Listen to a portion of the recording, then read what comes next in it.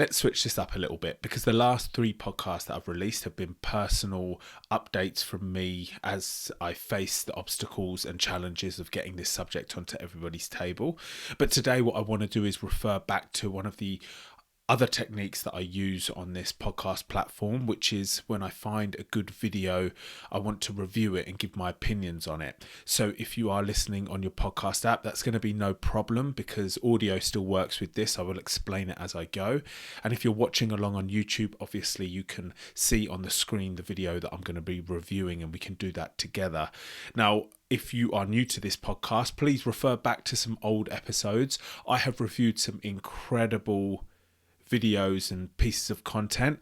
Let me just have a quick think about some that I'd like to tell you about. The first one is where I reviewed Has Teen Porn Taken It Too Far, where it was about the industry and the teen category posing as underage girls, but nothing's illegal because they're all over 18 as far as their actual age is, but the character that they're portraying on screen is underage in little girls' bedrooms. Really, really interesting but intense as well. And another one that I've reviewed has been paedophile hunters and what people are doing out there to catch people online preying against young teenage girls. So lots and many more subjects. So please go back to the older episodes and go and check them out. Really interesting and really helps us really experience the variety or the depth and the magnitude of the different complexities of this crime. But for today, what I've decided to do is take a very strong, inspirational and informative video from the Something to Say YouTube channel that I run, and I want to go through it because it's very apt to what I've been talking about on my social media platforms recently. So if you are new to my work and you don't know about Something to Say, go check that out. Something to Say official under social media platforms, and also of course this YouTube channel that I'm talking about today. It's really powerful and it's growing, and all the posts that you see on those platforms are community-driven posts, meaning they're all created by people, by you. And I think that's a very unique thing about that platform. On the YouTube channel, all the videos that are submitted are, of course, from real people telling their stories. And on social media, all the different questions that we ask to try to generate conversation, all the research topics, all the statistics we post, and all the written stories we post are all generated from the community. And I feel like that's just such a unique and amazing thing. And we want that platform to go worldwide. And we know with good time and hard work, which myself and a team of volunteers behind the scenes put into it, it will go worldwide. And if you're looking to volunteer at all and want to help us out with all of this content, just send me a DM and we can get that organized. Okay, so today we're going to review Annie's story, and I'm not going to say anything about it until I'm going to give her space to tell us about what happened to her. Amazing.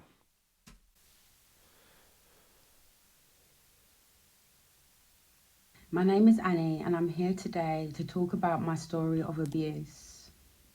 When I was 14 years old, I was sexually exploited by a group of boys from the local area.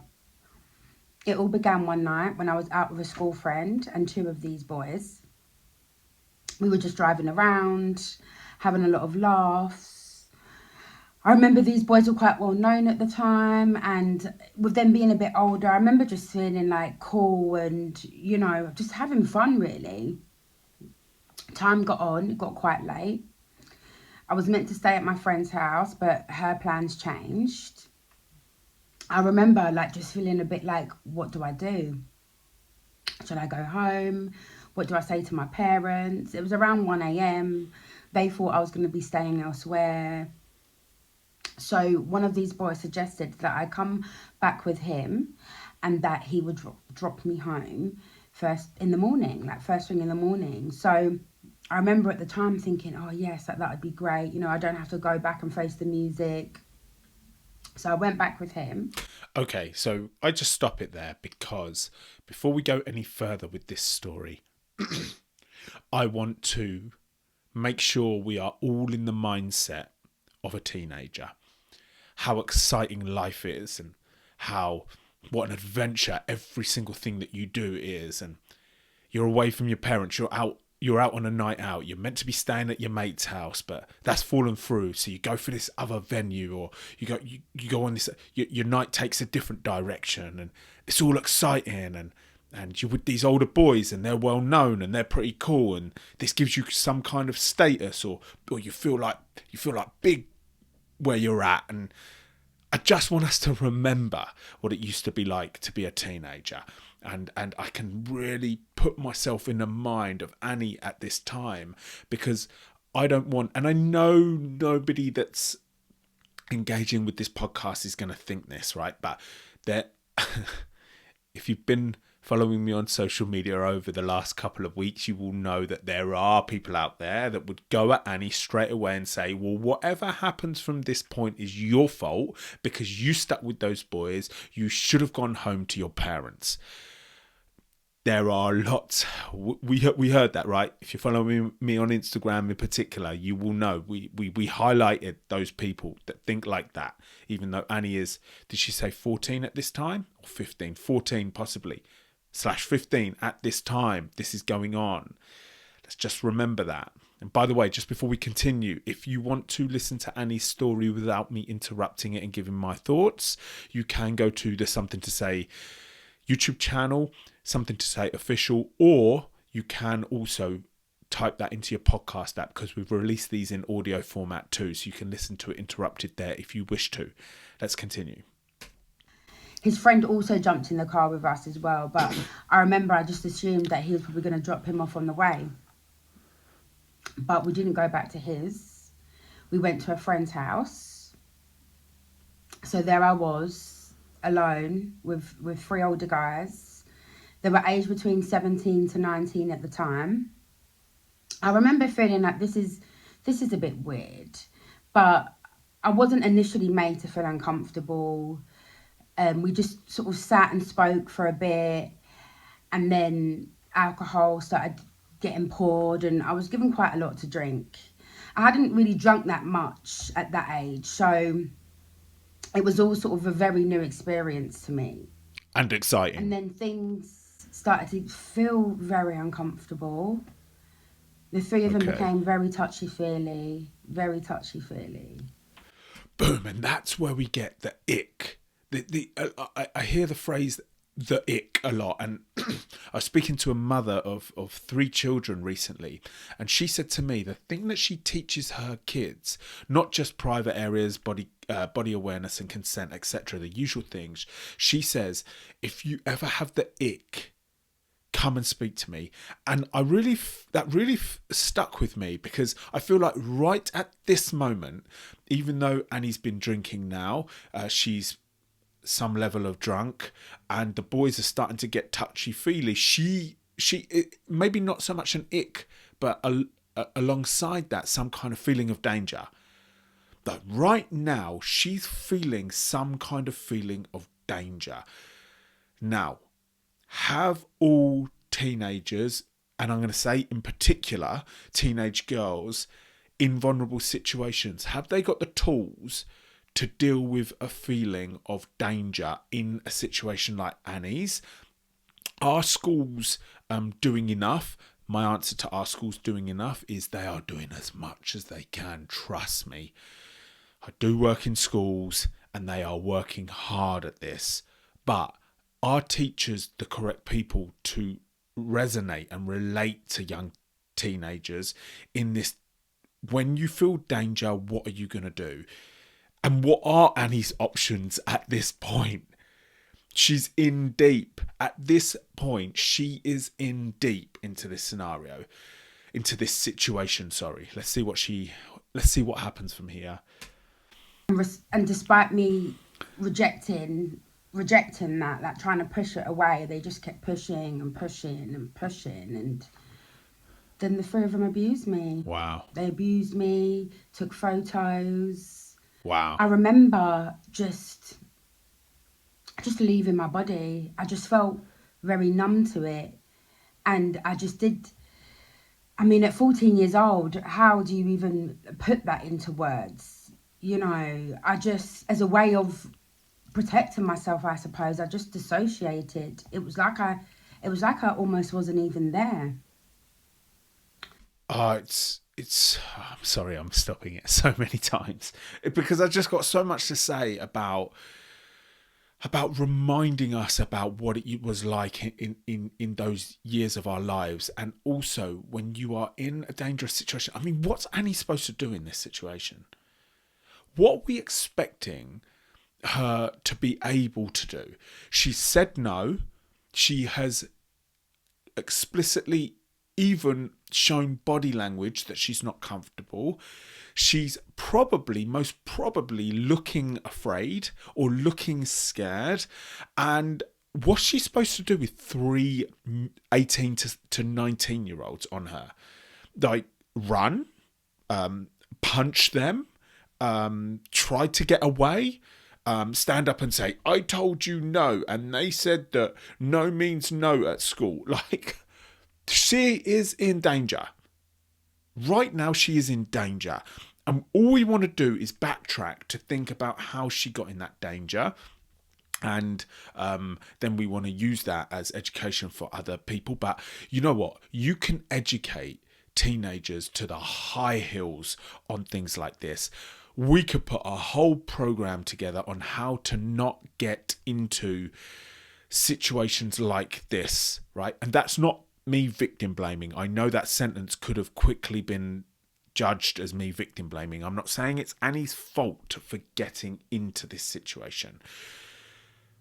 You're always gonna, teenagers' nature is always going to be vulnerable, dangerous, and situations like this are going to occur. So how do we stop them? Let's see if the video goes on to a stage where we can talk about what I've got in my head with how we can actually stop these happening entirely. Let's keep watching. Afterwards, they said I have to go home. It was about 5 a.m. at this point. So one of them dropped me home. I remember not even really feeling that worried as I was initially going home, it being so late. I just was in complete shock. I just didn't know what to say or do. I just felt very dead inside, I suppose, very dead. So I remember they dropped me off back to my parents. They had a caravan at the time and it was on lock. So what I did, I just went in, got into the top bunk, and I just laid there. I remember just staring at the ceiling, just really confused about what had just happened. Wow. Started to feel very guilty and very ashamed. To be honest, I just felt like I just wanted to forget about it, just bury it, put it in a box and forget about it. So the next morning I went back into my parents' house and just acted like nothing had happened, acted like I stayed at my friend's, and just wanted to get on with my life really and not think about that night ever again. A few weeks passed and then I started to get some phone calls from this guy, the guy that was there that night that said he would drop me home the next day. I remember him acting as if, we had a good night and it was fun and he wanted some more. And that was just very confusing. And I remember at the time, I just didn't even really have like the vocabulary to even really defend myself. I remember just thinking and saying to him, no, I don't want to do it again. So then it started to turn very nasty. Okay, here's where I want to bring in my thoughts. Not necessarily my thoughts. I just want to, is it kind of like build the picture of analysis of this situation that Annie has so unfortunately and tragically lived through. And we feel for Annie in every single way. We feel for Annie. What a horrible thing to have to go through, and what a life-changing event that would be for a 14-year-old girl. Come on. We can all understand that. We can understand that in our core. And I'm a man. I'm not a woman. So But I can still understand that in my core about what a frightening situation that would have been. And imagine her climbing into the top bunk and being like, all I want to do is just forget about that. I can't actually believe that just happened. And she probably wondering if that was all a dream in her imagination, thinking, did that actually just happen? I'm not questioning whether it happened or not, but I know that feeling. I know that feeling. So we feel for Annie, right? With what she would have been going through, obviously during it, getting dropped home, getting in that top bunk and just wanting to forget about it, and now receiving phone calls from the boy, behaving like it was all normal. Now, what I want to build into this analysis, let's call it, because we want to look at this with a critical mind too, because we want to understand how it happened and what we can do moving forward. Of course, that's the approach that one of the approaches that is absolutely important. The boys, where have they come from? What's led them to do this? How many more are they doing it to? And what's going through their mind when they're suggesting to Annie that actually we had a load of fun that night, let's do it again? Do they actually believe that Annie had fun that night? Or are they behaving in response to what is arousing them, meaning power and domination over somebody that's vulnerable? And if that's the case, and that is what they are satisfying, they're satisfying that desire of arousal coming from that power dynamic inside of them, then where has that come from? Has it come from something inside of them, or have they been influenced to think that? Is that what the other boys around them are doing? Is that what they're talking about? Is that what they're watching online? How has that happened? Because they have the biggest part to play in this situation. They are driving the situation. But why? And if your immediate gut response to me is, who gives a damn where they've come from? Who gives a damn why they're doing this? No one cares about that, Jeremy. Then we will be in these cycles of abuse forever. Because we've discussed, haven't we, that we can educate these teenagers to the high hills about how to stand the maximum chance that you will not end up in a dangerous situation with somebody that wants to exploit you, manipulate you, abuse you, molest you, rape you.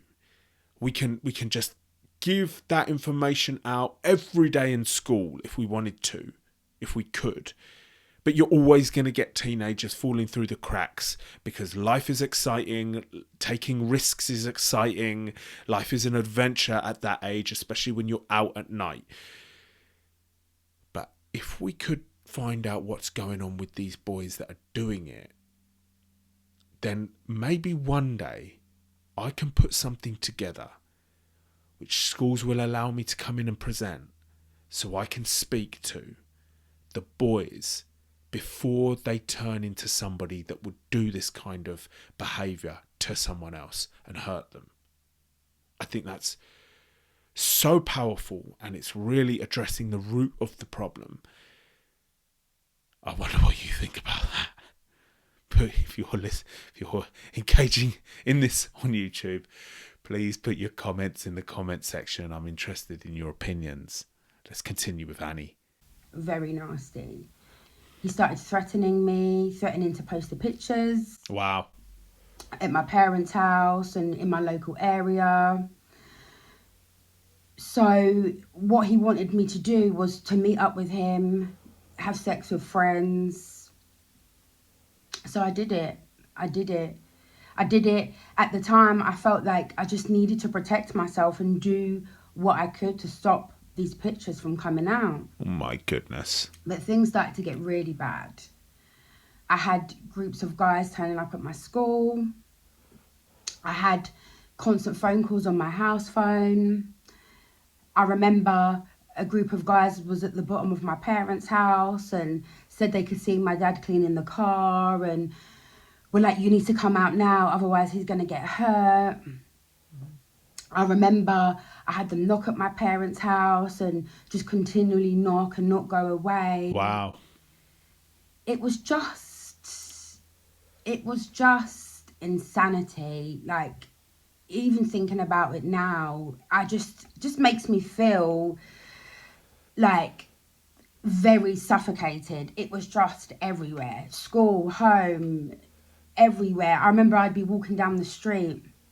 I remember once This is madness, isn't it? And now we really feel for Annie. And now, just following on from my previous comment about the boys, you're just like so angry at those boys now. Now, any level of consideration for how they may have got there is like just disappearing quickly now. In my head, I wonder what it's like in yours, because now the fact that they're bombarding the family home and bombarding Annie from all directions, now we're angry.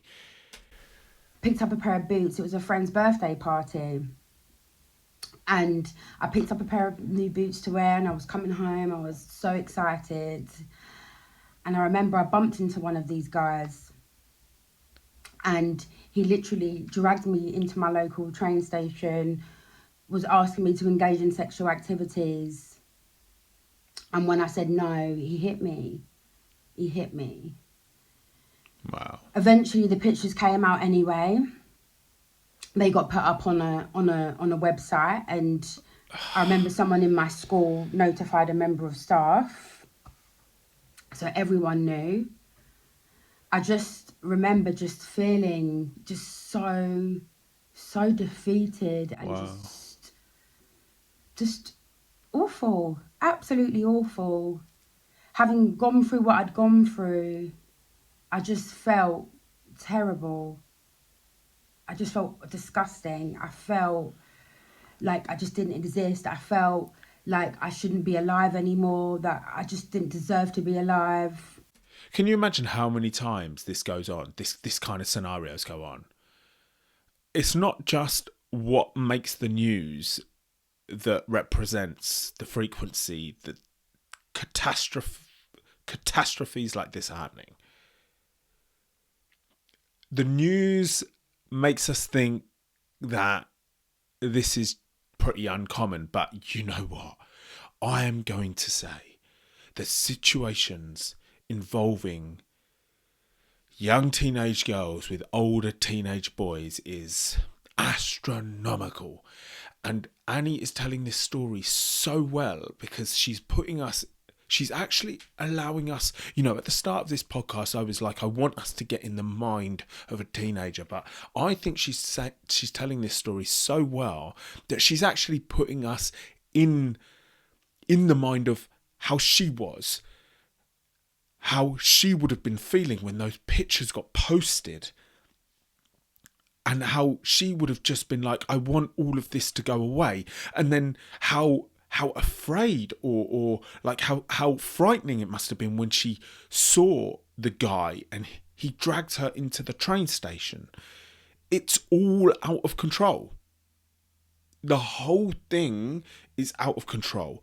And whilst we, and I don't know if this is too direct, and I don't know if this is the correct thing for me to say, but I used to think this a lot in the past, and whilst we are all going on our amazing lives, fulfilling dreams and hopes and building great careers and lives and all of those things, you've got teenagers in the dark, behind closed doors, going through absolutely terrible situations, and we are not doing enough about it. We are far from addressing what teenagers' world is about and what potentially tragic scenarios they can go through. And you know what? After hearing Annie's story like this, I'm responding to probably the most common thing that people will say to somebody after being sexually abused or molested in any way as when they're a minor, we would never say to Annie, it's going to be good when you can just put all of this behind you and move on with your life, Annie. We're looking forward to when you can forget about all of this and continue on that prosperous life journey that you were on, Annie. We'd never say that to her because this is so real. Sorry, I just knocked the microphone. This is so real and so impactful that you can only imagine the challenge that this has brought to Annie's life and her mind psychologically following this whole episode. Let's hear how the story continues from here. And one of the things that really struck me is that the school called the police, but not once did anyone speak to me. Wow. Not once did anyone comfort me in terms of school. I just did not get spoken to by anyone. I almost felt as if like it was my fault. So my parents found out. This whole experience really drove a wedge between me and my family. So sad. Because I just isolated myself. I distanced myself from them. I didn't want to tell them anything. And I never spoke to anyone. Despite everyone knowing, despite being bullied awfully, I'd get approached on the street, I'd get laughed at, I'd get messages. I remember it was MSN at the time, people messaging me, just putting me down constantly, making me feel like it was all my fault. I suppose that fed into that whole guilt and blame. With all of that going on, I felt as if it was my fault. I was made to feel like it was my fault. Wow. And I felt like I just couldn't really go anywhere because I'd be recognised. I'd go to parties, I'd go to, as I said, even... Okay, look, on the screen, there is some text that myself and the team decided to start putting on videos on this Something to Say platform. And that is, if you are enjoying this video, please click the like button below. Now, this video was released some months ago, and I don't think the word enjoying is correct, but in some ways it needs to be, because it needs to be engaging and interesting. But I'm going to ask you all a favour. I'm going to ask you a favour of this. If you are finding this truly powerful, please go to our Something to Say YouTube channel, and this video will be there. I will link it in the description of this podcast so you can find it easily. So when you finish watching this or listening to this, go into the description, click the link, and just allow the video to play from start to finish. And then if you are subscribed on YouTube, hit the like button and just leave an emoji in the comments section. And the reason why I'm asking you to do that is because we deal with the biggest taboo topic that's out there, and we struggle with algorithms. And the only way we can kick algorithms into gear is if people watch videos from the start to the finish and also interact with the post. Because I would love, I think this should be shown in schools, and a whole lesson plan be done around it. And as I've just said that, I've just thought maybe that is one thing that I can start thinking about doing in the future. It's taking these amazing stories. And by the way, I have the permission of Annie to review this video on my particular YouTube channel and podcast platform. So I'm pretty sure she would be happy with that too. This could be a workshop. Annie's story could be a workshop, and it could be the most vital information, the most important information that teenage girls from 12 years old and above, I think this would be suitable for 12 years old and above to listen to, and sit down with a teacher or a parent or a guardian and stop it like I am and ask, what would you do in that situation? What are your options in that situation? How do you feel for Annie in this situation? What do you think could have prevented it in this situation? if pictures of you got posted one day, how would you feel? What would you do? Where could you go? I'm feeling so sad for her. Let's continue. Walk into the shop, I would just be recognised by everyone everywhere. And there'd almost be an expectation of me to want to have sex, engage in certain activity, or I'll just be spoken to like a disgusting human being, like I just didn't matter. And as years went on, there was not once I really, in the early days, spoke about it. I just wanted to really bury it and just put it aside. I never spoke to my family. Despite everyone finding out, I feel as if like, I felt as if it was my fault, as if I'd asked for it. So it was nothing I never really wanted to address. And as years went on, I feel it became the elephant in the room for me. No one ever really pushed me. My parents always wanted to be there for me, but I just did not want to speak about it, and they never pushed me. And as years went on, I just carried this overwhelming anxiety of life. It was like I was almost in a war zone. I feel like I'd been carrying all of this emotion and trauma that had come with my experiences, and I'd never spoken about it. So it would almost that I just developed these severe defense mechanisms. I really just was so distrusting of everyone and anyone, even those I could trust. I always just second guessed everything. And then I went on to have a son. Amazing. A beautiful son. Come on, Annie. Really saved me. He really showed me the meaning of love, and trust, and life. And didn't that just send a shiver up your spine? I'm pleased for you, Annie. Pleased for you. That's really nice.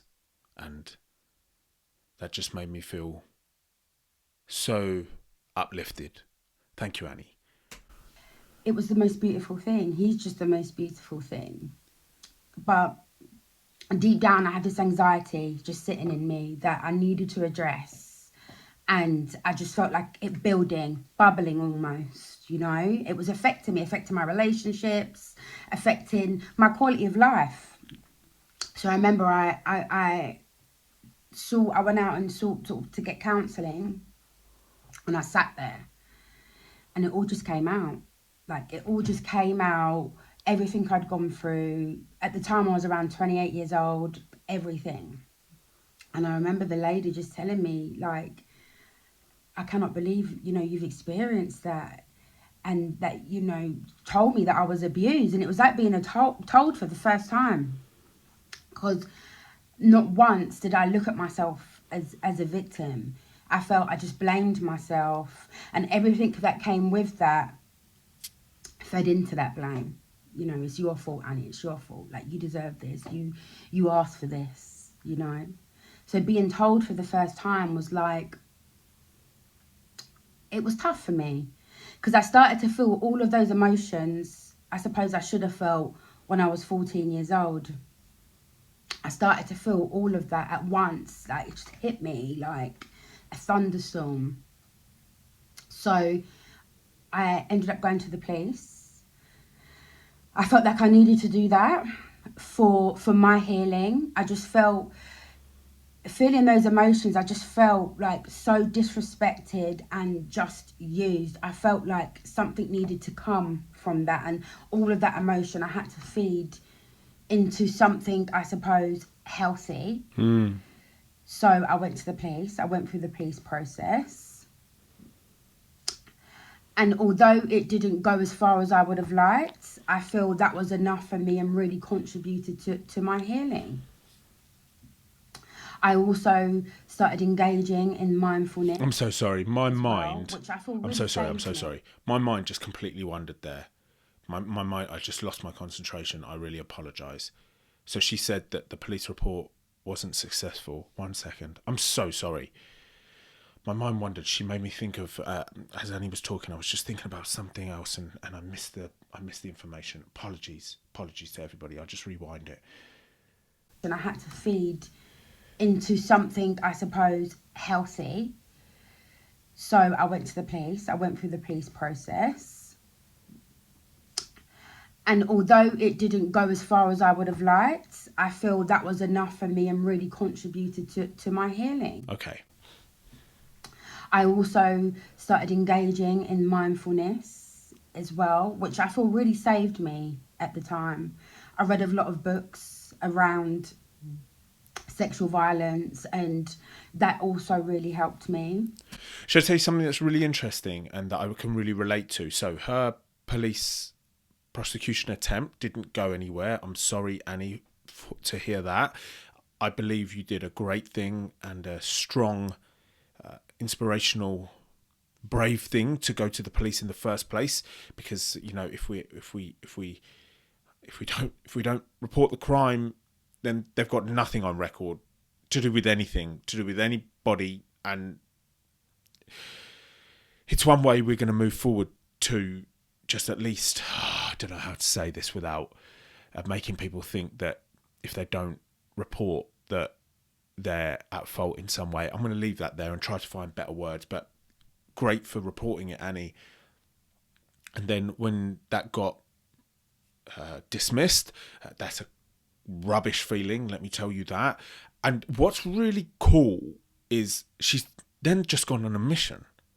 She's then just gone on a mission to find what is going to work for her to find some stability through the flashbacks and memories of this experience that will be with her forever. The flashbacks will be there forever. The memories will be there forever.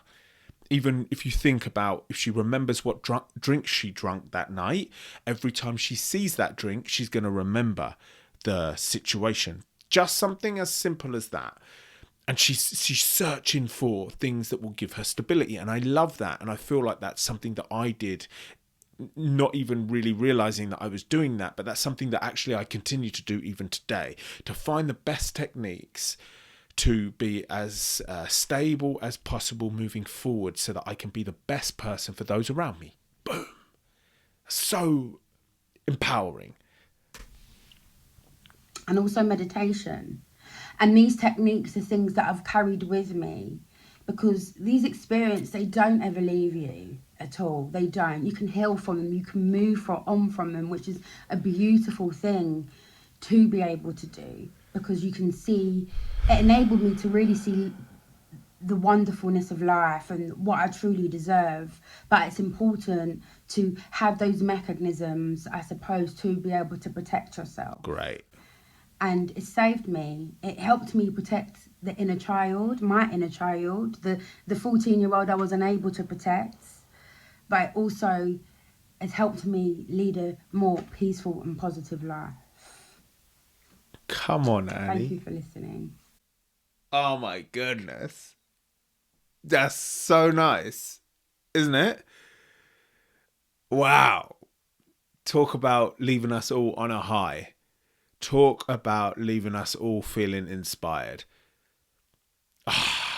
It's made me feel so good. Her finisher is like, the way she finished that has made me feel so good. Like, so I ask anybody that's listening or watching, you want to share your story like this? You want to come onto our Something to Say platform and share your story like this? Inspiration, empowerment, strength, courage. That is what this is all about. What a journey Annie has been on. What a journey. This video would inspire tens of thousands of girls. But let's take that one step further. If you showed that video to an assembly hall of 1,000 students, you would inspire every girl in that room, but you would also be providing valuable information and insight to all the boys in that room. And I know that sexual abuse of minors is not gendered, right? I'm not saying that females don't sexually abuse males, but the statistic that I know of is that 98% of all sexual offences are carried out by men and boys. So, you cannot even imagine how powerful this would be to show to students in a school. And perfect. It's perfect. It's so age appropriate, isn't it? I'm going to start thinking about what I can do with this video, you know. Maybe I should take a couple of snippets of it and put it into my presentation that I give to schools. Because at the moment, my presentation to schools is all centered around the narrative of my story, and I split it into sections, and then we analyze each section, much like I stopped this video and analyzed this. But maybe if I can find some time in my presentation, I can bring in a few other people's stories, because I'm a man standing in front of them. I'm an older man standing in front of them. Only some people in the audience will be able to relate. But then if I bring Annie's story in, and I bring Stephen's story in, and I bring Oliver's story in, all the other people that have shared their story on our Something to Say platforms, then we've got something for everybody to relate to. And that seems like a really, really good idea. And I think, I'm going to keep thinking about that now. That seems like a really good idea. What do you think about that? Okay, so that's great. That's great. I feel really good, even though that was a harrowing story in so many ways. She left us feeling on a high, and she left us feeling optimistic about the way forward. I hope you felt the same. Thank you very much for joining me on this podcast. Thank you very much, Annie, for sharing your story. And I'll see you for another episode soon. Thank you.